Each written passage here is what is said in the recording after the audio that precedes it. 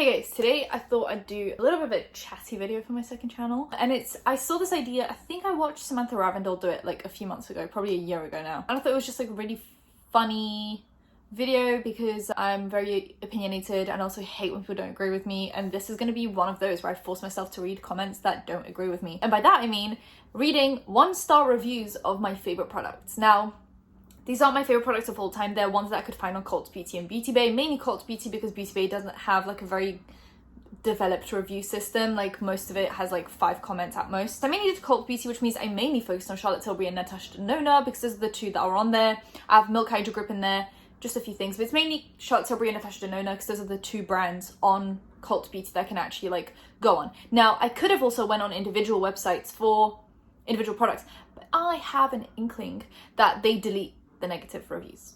Like if you go on, I know, Colourpop, right, and you go on So Juicy, are they really going to allow 1-star reviews on their products? Like they're either just going to have no reviews or they're going to have just 5-star reviews. I'm not like blaming any brand. I just feel like I usually only trust like big retailers that sell more than one brand because they have no like stakes in the brands that they sell. But when it comes to like Colourpop having reviews on their website, would they really allow 1-star reviews? Would that, I don't know. I'm not saying Colourpop's lies or anything like that, or you know, so I could have went on the Pat McGrath website, but I just thought it might just be easier if I just do like a big retailer. It would be less biased. So let's start with Charlotte Tilbury Airbrush Flawless Finish Powder. This is my favorite powder of all time. I use it all the time. I've gone through multiple. I have always like 2 on hand at the same time just in case one of them breaks, but there is a 1-star review. Okay, another Tilbury dud. We've got a repeat offender here. I never understand the great reviews for her products. This will be my last purchase. It's ridiculously heavy, not natural at all, like all the rest of their overhyped, expensive brand of products. Just made me look caked in makeup rather than what it promises to do. That one hurt my heart a little bit, just hurt my soul, just a tiny bit. I don't think it looks cakey at all. I just think it depends what you layer it on top of. Like if the stuff you're wearing underneath is really dewy or really wet, it might stick to it a little bit too much. So I like to, if I'm doing like natural makeup, I'll set it lightly with something else and then go with this over top. You just have to kind of figure out the way it works, but I never feel like it looks cakey on me. Even if I put it directly to like wet product, I think it looks fine. This is what it looks like right now. Like I think it just blurs really nicely but keeps my makeup looking intact. Not good. It was way too dark for my skin, made my under eyes look grey and yellow, and also really made my pores stand out. The Laura Mercier translucent powder is much better and would rather spend money on that. Now, I think this comment is interesting because I think the translucent powder is very different to the Charlotte Tilbury powder. Like Charlotte Tilbury has a lot of pigments. If you get the wrong shade or you overuse it, you're gonna get that pigment to stand out on your skin, mainly if it sticks down to like wet foundation, whereas the translucent powder is just that. It's translucent setting powder. I treat the Charlotte Tilbury one as more of a finishing powder where I set with other lighter powders and then go over top with it just so it doesn't stick to any places and gives me more pigment where I don't need it. So I think definitely trying it on a already set base might make this issue a little bit better. Not good. Yet another product from this brand that should not be used by anyone over 30. Just like the foundation, it went straight in the bin. Highlights every wrinkle and crease even when you don't have many. Not sure why it gets good reviews or why I fell for it again. Does the opposite of its intention, dose your money. I mean, I am not over the age of 30, so I can't tell people what it looks like on over 30 skin, but here's that, just beware. Not a big fan. I'm actually quite disappointed because of the hype and the price. I feel like it makes you super cakey and you go through the product rather quickly. Definitely not buying again. You do get through it very quickly. That is one con. It's like once you hit pan, that's it. You've hit pan and you're gonna finish it in like a month. So yeah, definitely expensive and you do end up going through it very quickly. So I do see that complaint. Then we have the Charlotte Tilbury Matte Revolution lipsticks. I didn't click on specific shades. The reviews are basically for the whole thing rather than for specific shades. So someone bought Pillow Talk and Sunset Lover. I love the colors of these two, but they are really lovely on my skin tone, which is very hard to find a good nude for. I'm sort of a cool, light, peachy, rosy tone. I do feel they are a bit dry and it doesn't stay on the lips for a very long time. I would actually, I don't know what it is. I feel like obviously everyone's got different skin, so I feel like if you've got more dry lips, it's going to come out more matte, and if you've got more kind of like hydrated lips, it's going to come out more satin. On me, it looks satiny matte, like it never looks drying and it never looks like it's like liquid lipstick. It's like it's got like a very natural finish to it, so this is very interesting. Pillow Talk. The shade Pillow Talk on me looks more like a brown warm toned than in pictures online, but I suppose my natural lip color has something to do with that. The formula is nice and satiny, not too drying. See, this is what I mean. It's still comfortable as I would have liked. Overall, if the shade was a touch mauve, I would have enjoyed it more. For the price, not sure if I love it. That's the issue of buying lipsticks online and not getting to swatch them on your face, like on your skin. Because for example, I've got very pigmented lips, like they come out very pink, so anything I add on top goes pink. But sometimes I'll buy, you know, a lipstick and it looks a certain shade on the model, and then it never looks like that on me. Like, I don't think I've ever bought a lipstick where it looked exactly the same on me as it did on the website, so I just never expect that. I just kind of go by the description, like, do I like a rosy pink? Yeah, I'm just gonna buy it. I struggle to match Pat McGrath lipsticks the most. I feel like they never look like what they look like in pictures on me. Even if I try to compare myself to the most like pale model on the website, never looks like that. So I just give up on trying to go by the pictures. Sexy Sienna. This is my most expensive lipstick so far, but I regret buying it. One, it's not matte. It's creamy and a bit oily. I would definitely say satin, but definitely not oily. The colour is not very pigmented. Yeah, I've shown before, it's kind of like a...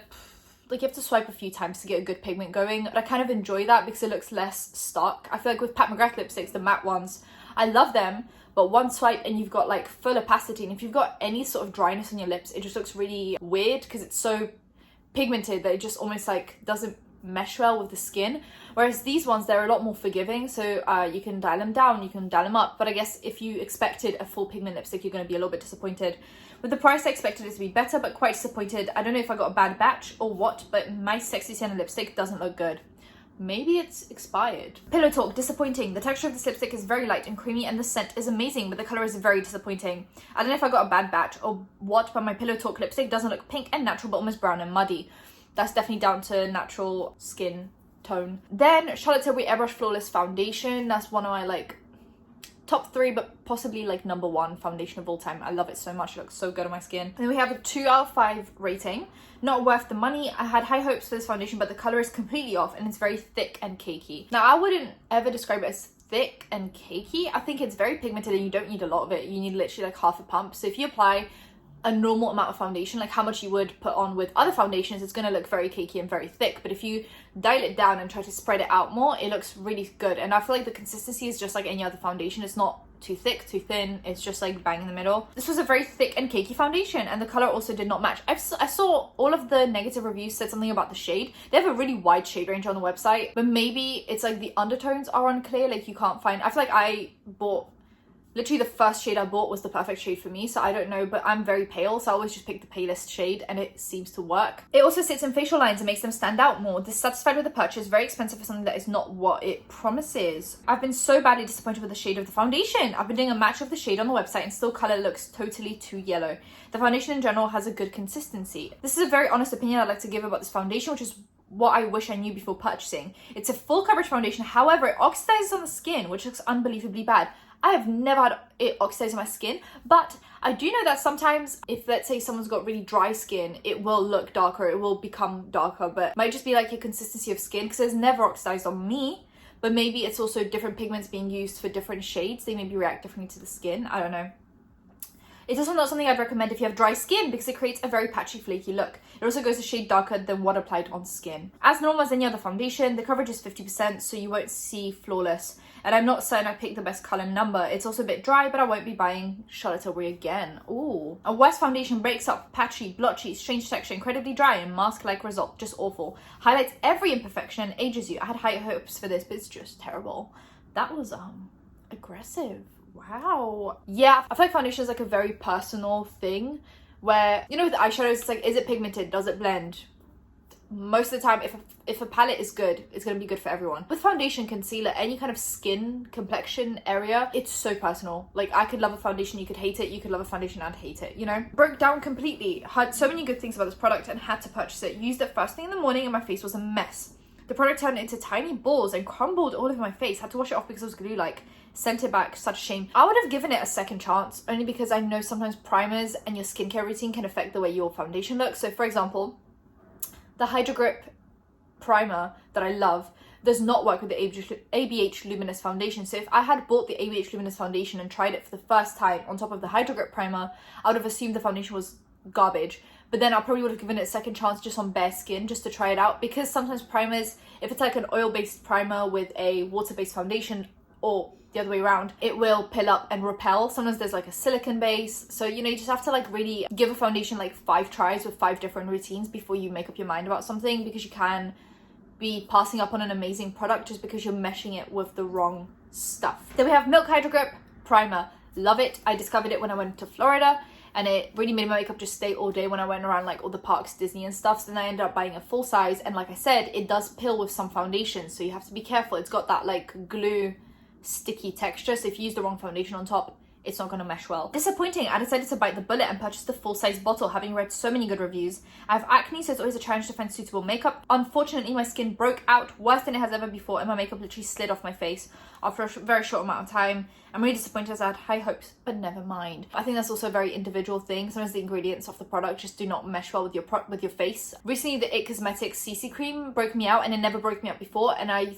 pretty sure it was expired. That's why, because I kept it in my makeup stash for a while. I used the Charlotte Tilbury nighttime cream, and that broke me out really bad, and all the other creams were fine, so it's just that one. So yeah, there's definitely like, you have to just be careful. Mediocre didn't work for me. I don't really use primer, but I've tried a few. It didn't give that nice velvety feeling, and the makeup didn't grip to it. Oh, it's not supposed to have a velvety feeling. That's the whole point. It's supposed to, like, when you apply, you have to let it dry for a few minutes before applying foundation on top, and it should feel really plump, but also just really sticky. Like if you touch it, it's gonna like pick up your skin, if that makes sense. It's not supposed to be one of those velvety primers. I feel like everyone almost assumes when you buy a primer that's gonna be pore filling and velvety and matte. I feel like unless you buy a velvety matte pore filling primer, that's not what you need to expect. This one's not like velvety matte blurred finish. It's supposed to just make your skin hydrated and grippy. Hydro grippy. That makes sense. Instead, it created lumps and balls when I tried to apply my foundation. Once again, pilling. I wish they put what foundation they tried with it, because I want to see like comparison of maybe like ingredients, like what foundations don't work with it and for what reason. So after trying it a few times, I gave it away. Patchy and pilling again. I really wanted to love this product, but I just cannot get it to work for me. I'm 42 with fair combination skin. I've used this 4 times now with different methods and products, but every time it just ends up patching and literally causing my foundation to pill and ball up on my face, making it unwearable, to the extent I have to remove it and start again, minus the Hydro Grip. I've tried it with Hourglass Vanish liquid foundation. I'm glad that they put in what they used. Beauty Blender Balms foundation, Fenty Beauty 2. It all looked terrible. I placed 1 pump on the back of my hand and patted a thin layer onto my moisturized skin, leaving it to set as recommended for between 1 and 5 minutes before putting the makeup on. I've tried foundation brush, beauty blender, and just fingers to apply makeup over it, and all have the same disastrous result. I would love to be told I'm doing something wrong and be able to get it to work, but unless that happens, I just hate this, and I'm so disappointed.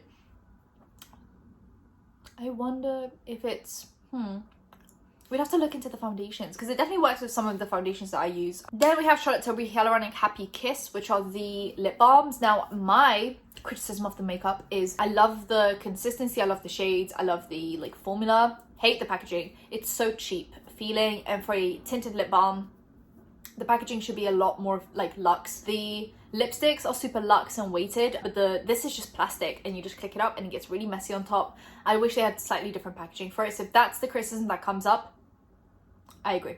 What am I spending my money on? The brand. I got the Pillow Talk one on sale. Glad I didn't spend more money on this. The formula is very thick and sticky on the lips. It's a full-on lipstick coverage wise, but it feels like a cheap 90s lip gloss on the lips. It applies smoothly and looks good on the lips. Okay. Pillow Talk is a bit darker and warmer than in the Superstar Lips formula, which I prefer, but the colour is still wearable. The packaging is not the worst, but not being able to roll the stick back in and the cheap plastic doesn't make me happy about your purchase. I agree with the packaging aspect of things. It feels very cheap, and the fact that you can't roll it back down is kind of problematic to use, because you're like, oh, I want to roll up a little bit more. Oh, I rolled up too much, and then you're like squishing it everywhere. I think because the formula is so thick and sticky, like it's not so thick and sticky, it's kind of like thick and sticky. I think that helps because it's such a glossy, like they said, it's like super pigmented but also super glossy, and that if it was a looser formula could lead to disaster where it just spreads across your whole face. So I'm glad it is kind of thick and sticky, so it stays in one spot, and I feel like they last a really long time. Worst packaging ever. I like the product, but the packaging is awful. Once you've wound it up, you can't wind it back down. It's made out of the cheapest, thinnest plastic, but priced similarly to the other beautifully packaged lipsticks. I've had better quality applicated children's Barbie makeup set. Would not buy again based on this. Completely understandable. I love luxe packaging as well, but I just think the product is really good. I just wish they either priced it down or made the packaging better. Like either way. Disappointed. I got Pillow Talk. It's so dark, very thick and quite sticky. Not what I expected from something being sold as a balm. Plus there is not much product for £25. I will stick with NARS and the Huda Balm. Fair enough. Not what it says it is, and watch out for the color. I was expecting this to be moisturizing, sheer, and balm-like. It's a lipstick, quite thick and shiny. Also, the color, Happy Petal, is way brighter and darker than what I was thinking from the picture. Feels sticky on the lips and not moisturizing. Avoid. Oh, I love how moisturizing it is. When I apply this on my lips, when I get to the end of the day, like, I can like roll off the dry skin, if that makes sense. It's really hydrating for me. I really like it, actually. Then I love these lip glosses from Charlotte Tilbury. I think they're amazing. But someone says color doesn't match. Nice lip gloss, but color doesn't match at all. Bought Opal Magic and it looks like Champagne Diamond. What a shame. I'm not sure. I feel like because lip glosses are so sheer, I just don't care half the time what it looks like on the website. I just buy whichever one sounds fun. Charlotte Tilbury Blushed Gold Lip Gloss. I absolutely love her lip gloss, but very disappointed with the colour of this one. It hardly looks different from Pillow Talk. I wish I'd bought the champagne colour one now. The colour on the description is very different from the lip gloss in real life. 2-star rating because of the colour. Then I decided to go look up Natasha Nona palette. So I looked up Bronze because that's my favourite, but it didn't have any negative reviews, which is a good sign. So what I ended up doing is I would have had to click on each big palette separately, and I feel like that just would have been useless. So what I decided to do is on Cult Beauty, you can click on the mini palettes, and all of the mini palettes are listed under one listing, if that makes sense. So the reviews are for all of the palettes rather than each individual one. I feel like then we get like a more broad sense of what people think about the palettes overall, because I love all of the palettes I have from Natasha Nona. Like, there is not a single one that I don't like. So I just wanted to see, like, broadly what do people think about the formula rather than each individual palette. So someone says, not for oily eyelids or droopy eyelids. I think I have pretty oily eyelids, but I don't have droopy ones, so I kind of, you know. I got the Retro and Glam mini palettes. I have both. I have both Retro and Glam, so I can decide on this.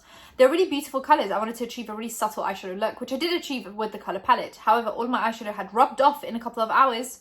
I even tried the Urban Decay primer first when I applied this eyeshadow and it still didn't stick. I think I'll need to go for cream eyeshadow pens in future. I've never had an issue with, I usually don't have an issue with eyeshadows rubbing off. I feel like they stick on pretty well. I use MAC Paint Pot with powder on top and then I go in with eyeshadows. So maybe that's why. Maybe my base is just so like thick and matte that it just doesn't come off. Just don't like it. I bought Retro and I cannot fault the quality or packaging, but the colours are different than on the Cult Beauty swatch photo. I expected a cool pink matte shade and got another peachy shade. Also, the shimmer is nice, but not as intense as I expected, and the palette simply doesn't inspire me. I really wanted to love it, but I don't reach out for it often and cannot create any look that would look good on me, either evening or daytime. I was hoping that cool toned palette would suit my very fair skin. This one turned out to be uninspiring. Oh my god. I'm like so offended. I'm like, oh my god. Chalky and doesn't blend. And this is all about the Retro palette, the mini Retro. I love the mini Retro palette. I think it's just a really sweet. Does it create a different look every single time, or is it super bold and like inspiring? No, but I think it's just like a good everyday springtime palette. I bought this in Retro. Beautiful shade, and I love the fact that it contains mattes and shimmers. However, the quality is terrible. The mattes are chalky and are impossible to blend. They end up really patchy no matter how light-handed I go. The shimmers are not much better. They have poor pigment and staying power. What a disappointment for a high-end brand. I won't buy Natasha Nona again and stick to Viseart. No! I think they should just give Natasha Nona a second chance. Oh my god. Maybe just try a different base. I feel like sometimes the base just ruins everything. I'm like so sad. Natasha Nona Mini Glam Palette. Very small and expensive for what you get. Not great contrast between the colours. Found this palette to be very average.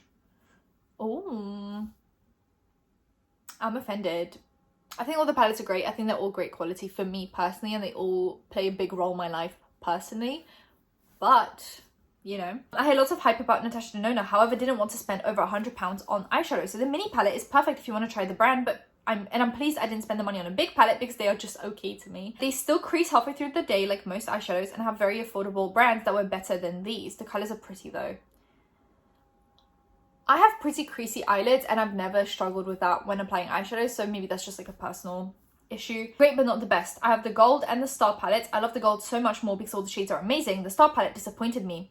Me too. That's the one where I know what they're going to say, I think. The matte shades blend like a dream, but the reason I got it was the bluish peacocky colour does not show up at all. Yes. Okay, so this palette, there's that blue shade, right? I thought that was going to be like an amazing smoky blue turquoisey look, and it was not that. It barely applies, really. So that one is a dud. Like that one shade is a dud, and if you bought the palette for that one shade, you're going to be highly disappointed. If it's supposed to be just a hint of colour, then all right, but for me it was a disappointment. I will still try to make it work, but I wish that particular shade showed off a bit more. 3 stars because one of the 2 is fabulous, which makes it 50-50. Then the Natasha Nona I Need a Nude Glow highlighter, not so good. 3 out of 5. An average highlighter. I've been looking for the perfect neutral champagne highlighter for some time now, and this one caught my attention based on all the 5-star reviews. It's a nice product, I just don't think it's amazing. The formula is a bit too dry, which means there is minimum fallout and the product will last you for long, but I would still prefer a bit more buttery consistency, e.g. Hourglass powder products. I think calling it too dry but then stuck together is a really like weird oxymoron almost. I feel like it's very wet. Like you touch it and it feels like a gelée type formula. But I think they mean like they wanted more like a regular highlight, like just like pressed regular highlight. And the color is, in my view, golden, not champagne. Plus, a plus is that it looks good and natural even on fair skin tones. I would say it's pretty versatile and will suit darker skin tones too. Overall 3 stars. Then I looked at my all-time favorite, one of my first palettes I ever owned, the Abh Soft Glam. 3 out of 5. I was so excited to buy this for myself and I thought this palette is going to be my new holy grail palette. However, I find myself reaching more for other palettes that I own. I have to remind myself to use this. Nothing wrong with blendability or anything, just that these shades are not as gorgeous as they look on Instagram and online. Another warm palette, I guess, but if you love warm tones and you don't have any other palettes with warm shades, I don't think you'll be disappointed. I think this is like a very personal issue kind of a situation. Misleading Colors. I was so excited to buy this palette and have had it for a few months now.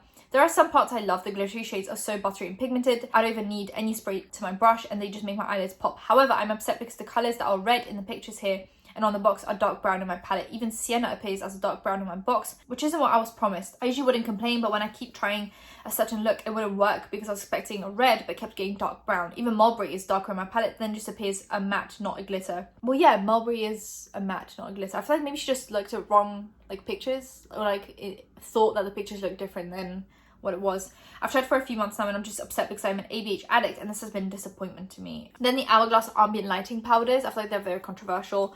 Am I missing something? Honestly, I don't get the hype. Maybe I'm just using it incorrectly. I don't see much difference with an expensive price tag. I won't be rebuying. My face looks no different after I use it.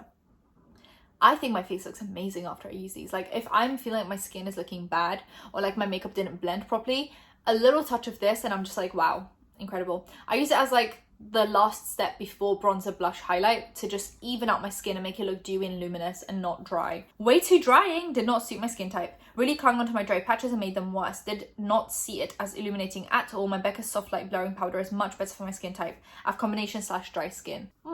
Okay, Nabla bronzer. I recently, this is a new fave. I do like this bronzer, but I find it hard to get a brush to pick it up. If the brush I use it is dense enough to pick the product up, I find it hard to apply well. It's a very unpigmented, subtle bronzer that you really have to build up. So I do kind of get it, but it's just that kind of a product. And then the Ozone Highlighter, this one.